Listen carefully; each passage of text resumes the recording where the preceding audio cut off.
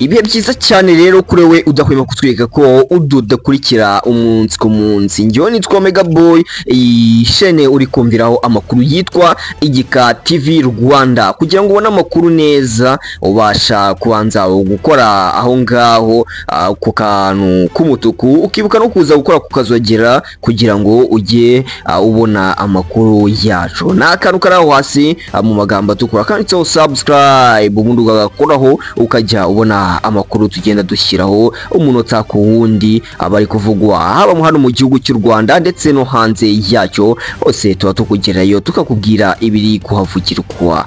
Kuri ubu rero tubazaniye inkuru y'akababaro, ni inkuru ibabaje, ni inkuru buri wese yakumva kuko akababara, ni inkuru bamwe bumvishe ariko kagira ngo nukubeshya koko, ariko ni inkuru y'imamo, ni inkuru ibabaje aho umubyeyi w'imyaka 29 waruhetse umwana yagwiriwe n'ipoto y'amashanyarazi ahita yitaba Imana.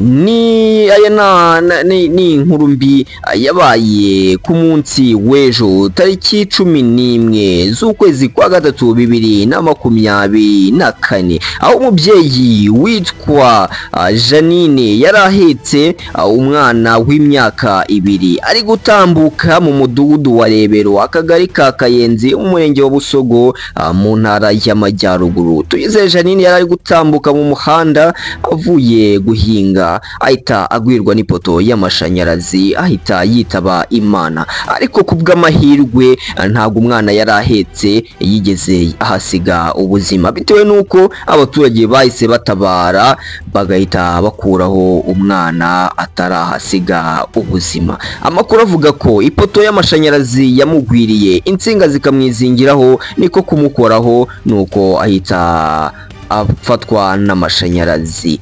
Nibwo abaturage bahise baza gutabara ngo bifashishije isuka mu gukuraho uwo mwana, mu kumukuraho uwo mwana kugira ngo nawe atahasiga ubuzima. Kubw'amahirwe uyu mwana w'imyaka 2 bahise bamukuraho atarahasiga ubuzima, niko kumurokora. Mu gukuramo uwo mubyeyi witwa Tuyizere Janine, bo bamukuyemo yamaze kwasiga ubuzima.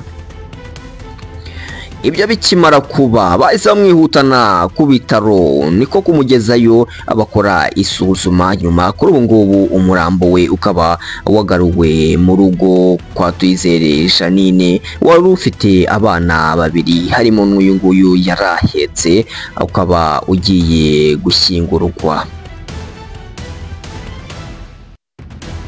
Ni inkuru rero nyine n'ubundi bamwe bari bumbishe bakagira ngo nama kabya nkuru, ariko ni inkuru ibabaje cyane. Turacyari kugerageza kuvugisha inzego zose zibifitiye ububasha kugira ngo tumenye icyo bo babivugaho.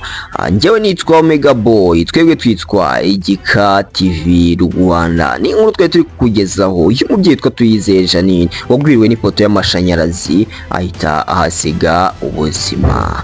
Hasta la vista, njyewe nitwa Omega Boy, twitwa Igika TV Rwanda. Ntuhweme kudukurikirana umunsi ku munsi, banza ukore subscribe ubundi tujye tubana uko amakuru azajya aba agezweho aka kanya.